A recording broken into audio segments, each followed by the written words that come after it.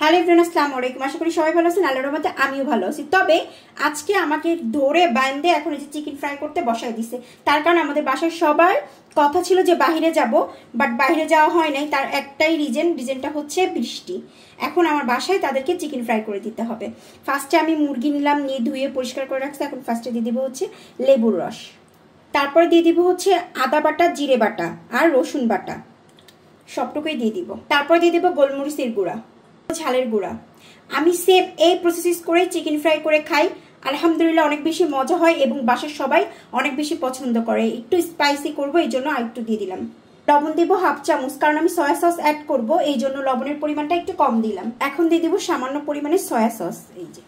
তারপর দিয়ে দিব সয়াবিন তেল সামান্য পরিমাণের আর কি। আপনারা চাইলে এই যে যখন মিক্সড করবেন তখন আপনারা চাইলে ইচ্ছা করলে ডিমও অ্যাড করতে পারেন, আরো অনেক কিছু দিতে পারেন। বাট আমি একদম সিম্পল ভাবেই এত সুন্দর করে টেস্টি ভাবে চিকেন ফ্রাইটা করি, যেটা আসলে বলার বাইরে। আপনারা চাইলে এইভাবে সিম্পল ভাবে চিকেন ফ্রাইটা করে খেয়ে দেখবেন, অনেক বেশি টেস্ট লাগে। আমার ম্যারিনেট করা কমপ্লিট হয়ে গেছে। এইভাবে আমি 30 মিনিটের জন্য রেস্টে রাখবো। এখন আমি চিকেনটা কোট করে ভাজার জন্য ফার্স্টে নিয়ে নিব হচ্ছে আটা। আপনারা চাইলে ময়দাও নিতে পারেন, বাট অপশনাল, যার যেটা ভালো লাগে। তো আমি আটাই নিয়ে নিব বেশখানি। তারপরে নিব হচ্ছে কর্নফ্লাওয়ার, একদম পরিমাণ মতনই দুটা মিক্সড করবো একসাথে।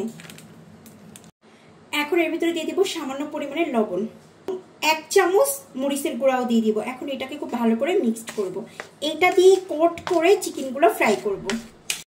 ফ্রাই প্যানে তেল দিয়ে দিছি, তেলটা গরম হতে হতে ওইদিকে আবার মুরগিটাও কিন্তু 30 মিনিট কমপ্লিট হয়ে গেছে রেস্টে রাখা।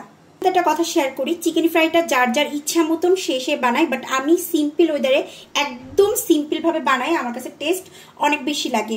কেউ ইচ্ছা করলে এটাকে কোট করে পানির ভিতরে দিয়ে কিছুক্ষণ পানি থেকে উঠায় আবার কোট করলে হয়, বাট আমি এখন পানির মধ্যে টানির মধ্যে কিছুর মধ্যেই দিব না। আমি এইভাবেই করব, কারণ এইভাবে করাও যা, পানির মধ্যে দিয়েও করা তাই। সেটা আপনাদের ব্যক্তিগতভাবে ইচ্ছা, বাট আমি সবসময় এভাবেই করি, আর এইভাবেই সবার কাছে বেশি টেস্ট লাগে এবং ভালো লাগে। আমার কাছে ভালো লাগে। এই যে আমি ঝেড়ে নিলাম, একদম সেম ওরকম হয়েছে, যে পানি বা ডিম দিলে যেরকম হয় ওরকম একদম সেম। তেলগুলো খুব ভালোভাবে গরম হয়ে গেছে। এখন আমি একে একে চিকেনগুলো ছেড়ে দিব সেম ওরকমই। আর আমি একটু চিকেনের এটা একটু ছোট ছোট করছি, যাতে ভিতরে খুব ভালো করে ময় মশলাগুলো ঢুকে যায়, কারণ আমি একদম অল্প সময়ের ভিতরে ডিসিশন নেওয়া হয়েছে, এই জন্য চিকেন ফ্রাইটা এইভাবে করা।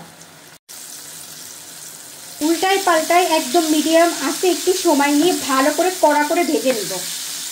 ওপিট করে ভালো করে আমার ভাজা কমপ্লিট হয়ে গেছে। এখন আমি উঠাই নিচ্ছি, একদম সেম ওরকমই হয়েছে।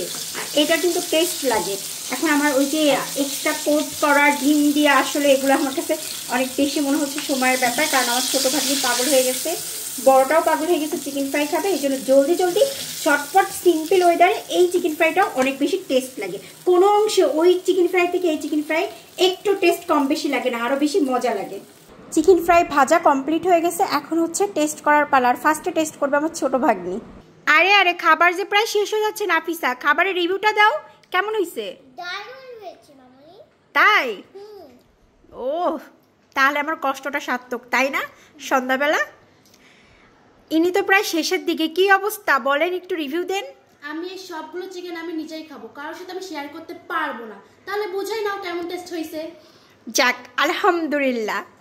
সবাই ভালো থাকবেন। আজকের ব্লগটি এই পর্যন্ত কি, আর আপনারা এরকম সিম্পল ভাবে চিকেন ফ্রাই করে দেখবেন কতটা টেস্টি হয়, তাই না? ওকে, আজকের ব্লগটি এই পর্যন্ত কি। আল্লাহ হাফেজ এভরিওয়ান।